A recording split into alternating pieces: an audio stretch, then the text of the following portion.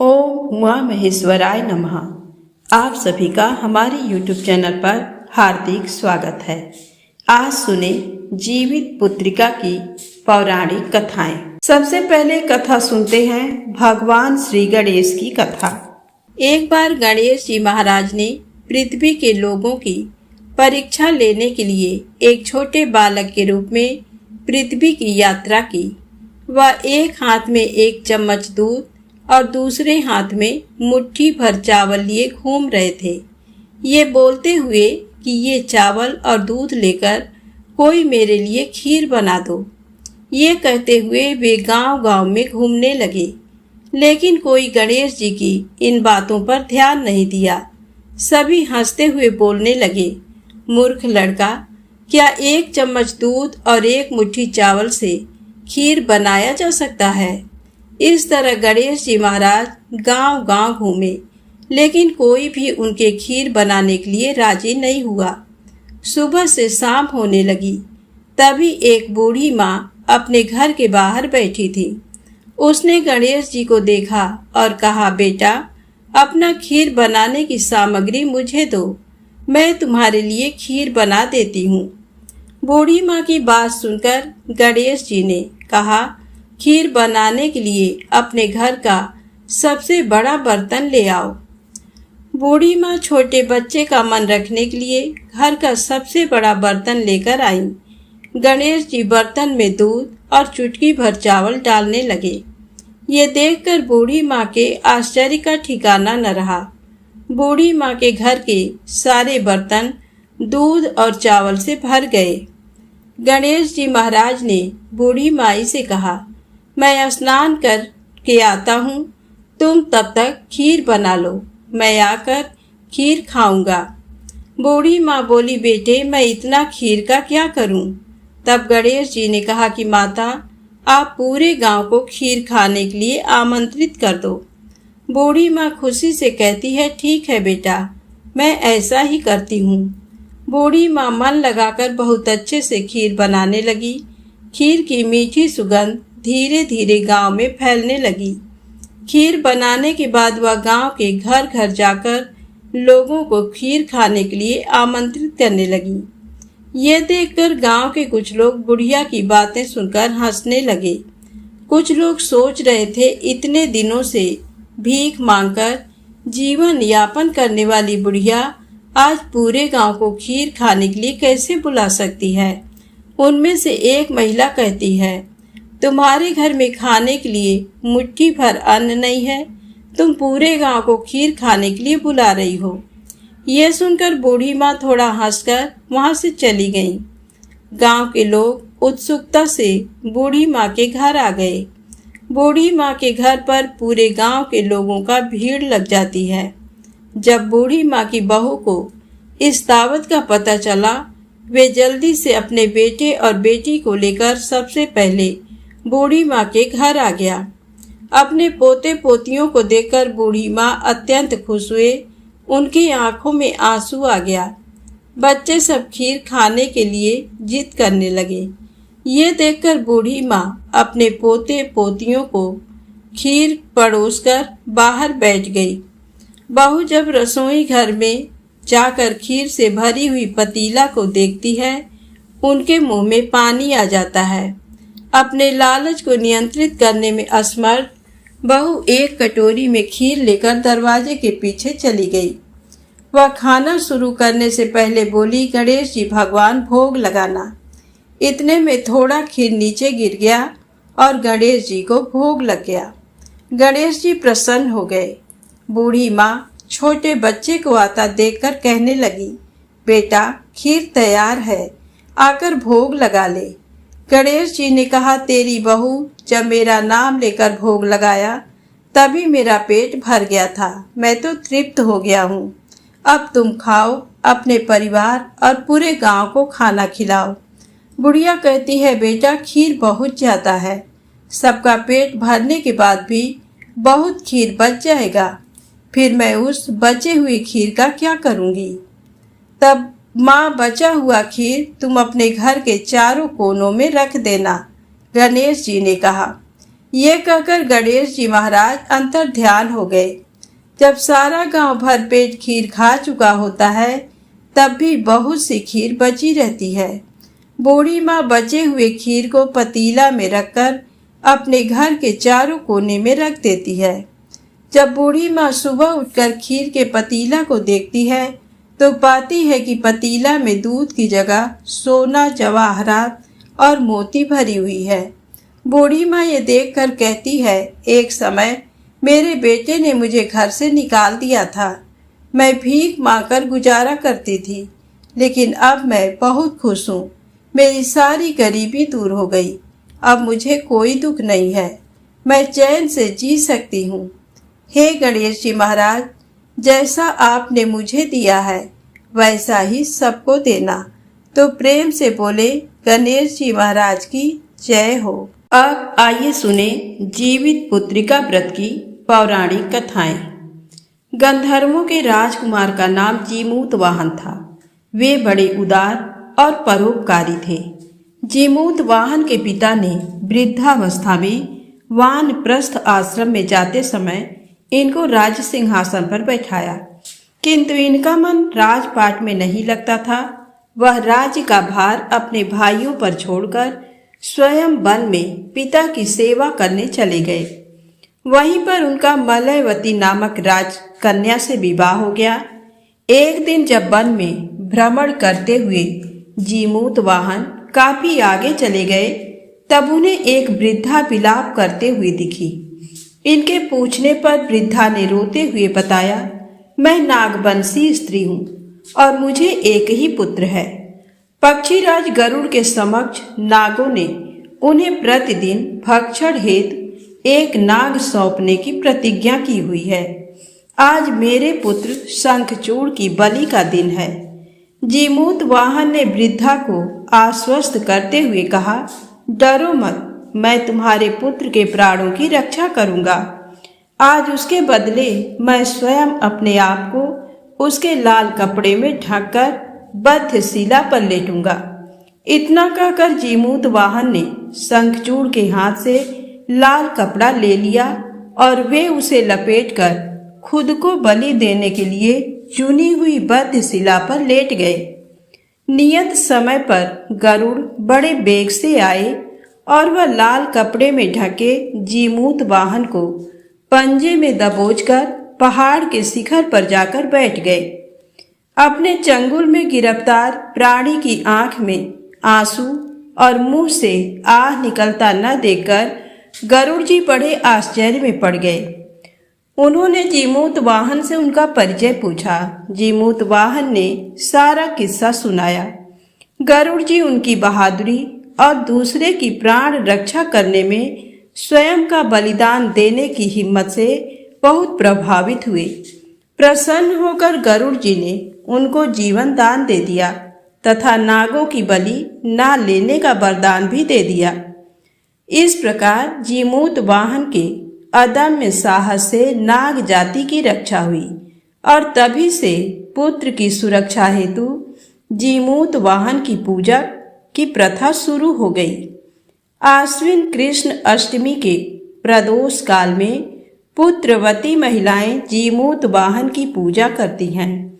कैलाश पर्वत पर भगवान शंकर माता पार्वती को कथा सुनाते हुए कहते हैं कि आश्विन कृष्ण अष्टमी के दिन उपवास रखकर जो स्त्रियां प्रदोष काल में जीमूतवाहन की पूजा करते हैं तथा कथा सुनने के बाद आचार्य को दक्षिणा देती हैं, वह पुत्रों का पूर्ण सुख प्राप्त करती हैं। का पारण दूसरे दिन अष्टमी तिथि की समाप्ति के पश्चात किया जाता है। ये व्रत अपने नाम के अनुरूप फल देने वाला है। तो प्रेम से बोले जीमूतवाहन भगवान की जय हो। अब आइए सुने जीवित पुत्रिका दूसरी व्रत कथा। नर्मदा नदी के पास एक कंचनवटी नाम का नगर था। वहां का राजा का नाम मलयकेतु था।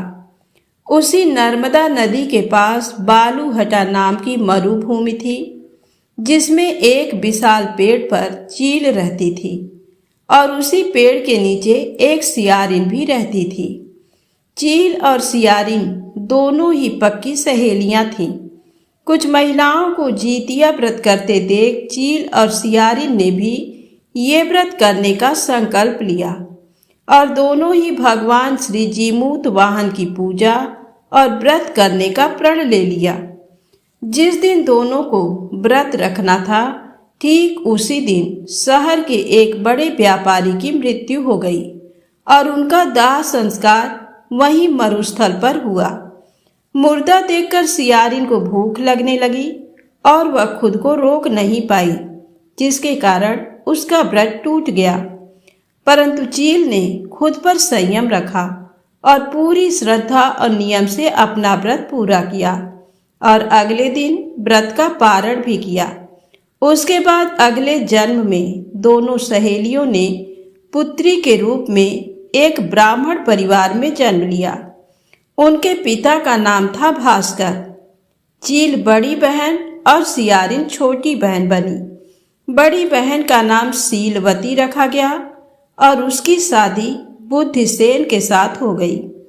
छोटी बहन का नाम कपूरावती रखा गया और उसकी शादी उस शहर के राजा मलय केतु से हुई और छोटी बहन कपूरावती कंचनवटी नगर की रानी बन गई। अब भगवान जीमूत वाहन के आशीर्वाद से बड़ी बहन शीलवती को 7 पुत्र प्राप्त हुए, लेकिन कपूरावती के बच्चे जन्म लेते ही खत्म हो जाते थे। कुछ सालों बाद शीलवती के 7 पुत्र बड़े हो गए और राजा के दरबार में काम करने लगे।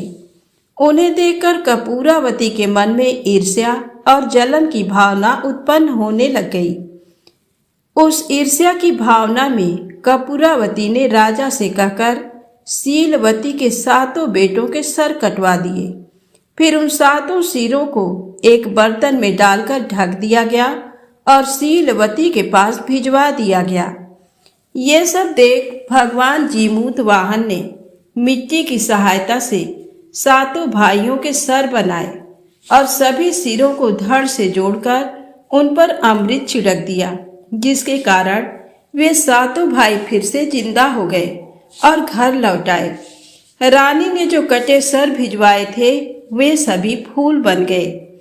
कपूरावती समाचार पाने को बहुत व्याकुल थी, लेकिन जब उसे इस बात का पता चला तो वह अपने बड़ी बहन के घर गई और वहां सबको जिंदा देखकर आश्चर्य में पड़ गई और वहीं बेहोश हो गई। जब कपूरावती होश में आई तो उसने अपने बड़ी बहन से ये सारी बात बताई और अपनी गलती का पछतावा किया।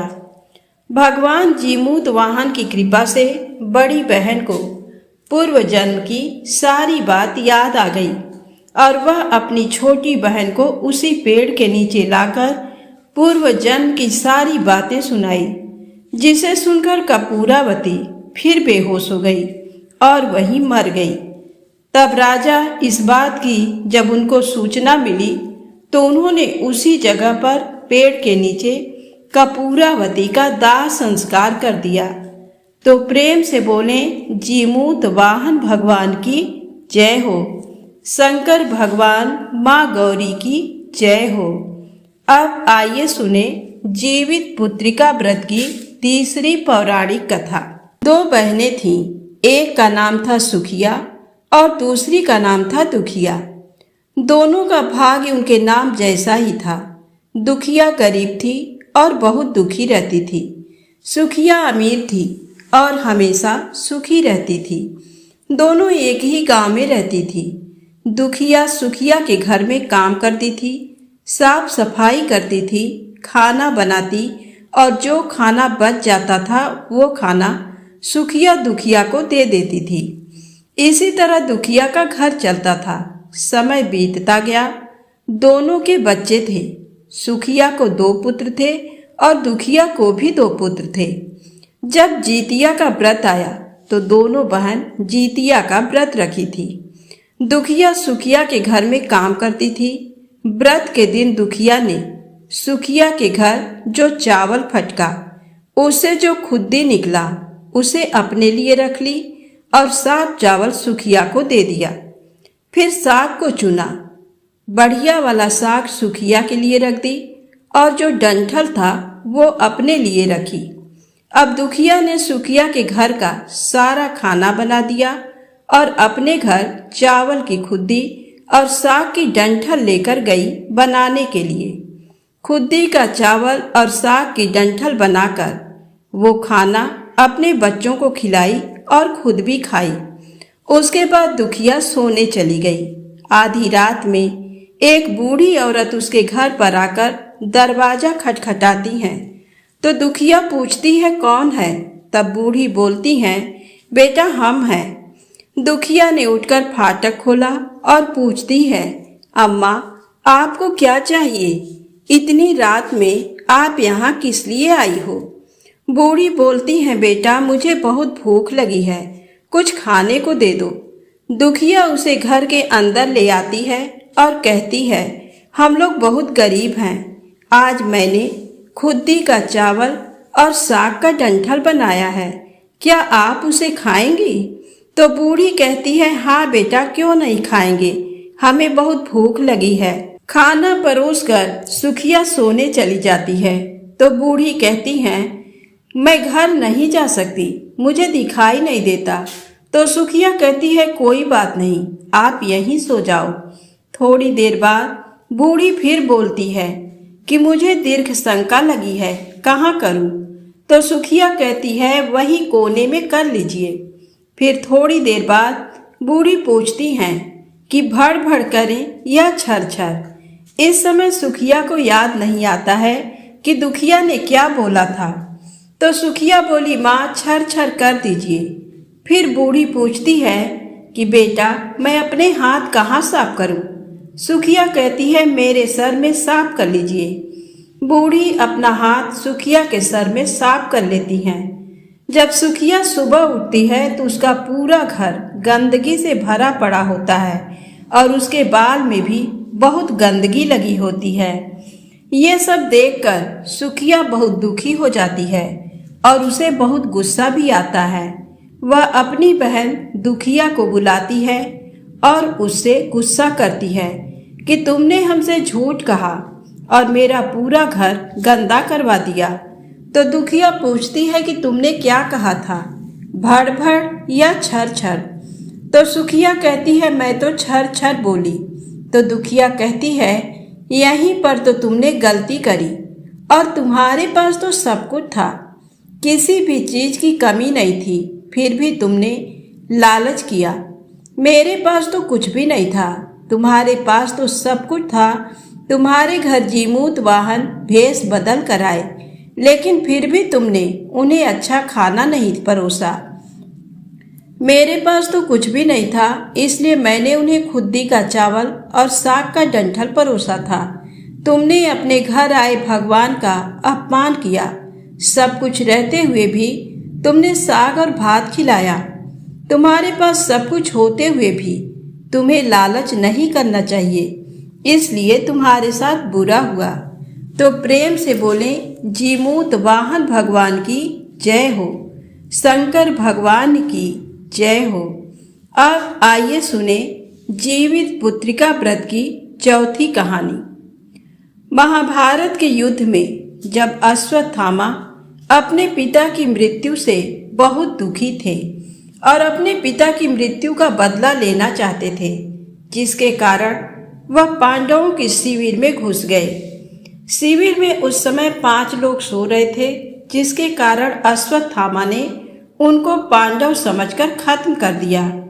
ये माना गया है कि सभी पुत्र द्रौपदी के 5 पुत्र थे, जिसके बाद अर्जुन ने अश्वत्थामा को बंदी बना लिया और उनकी दिव्य मणि भी छीन ली, जिसके कारण अश्वत्थामा ने क्रोध में आकर अभिमन्यु की पत्नी के गर्भ में पल रहे शिशु को भी ब्रह्मास्त्र के जरिए मार डाला। जिसके बाद भगवान श्री कृष्ण ने अपने सारे पुण्य का फल उत्तरा की अजन्मी संतान और गर्भ में पल रहे शिशु को पुनः जीवित किया। श्री कृष्ण की कृपा से इस पुत्र का नाम जीवित पुत्रिका नाम दिया गया। तब से लेकर आज तक संतान की लंबी उम्र के लिए और उनकी मंगल कामना के लिए हर साल माताएं जीतिया व्रत या जीवित पुत्रिका व्रत रखती हैं और परंपरा के साथ उन्हें पूरा भी करती हैं। तो प्रेम से बोलें, जीमूत वाहन भगवान की जय हो, शंकर भगवान माँ गौरी की जय हो। अब आइए सुने जीवित पुत्रिका व्रत की 5वीं कथा। अब आइए सुने जीवित पुत्रिका व्रत की 5वीं कहानी। 2 बहनें थीं जिनका नाम था चूलिया और सियरिया। चूलिया बहुत मेहनती थी और गरीब भी थी। वह मजदूरी करके अपने बच्चों को पालती थी, लेकिन सियरिया गलत आचरण वाली थी, जो हमेशा मौज और ऐश करती थी और चूलिया से जलती भी थी। हर वक्त सियरिया ये सोचती थी कि चूलिया इतना खुश कैसे रहती है।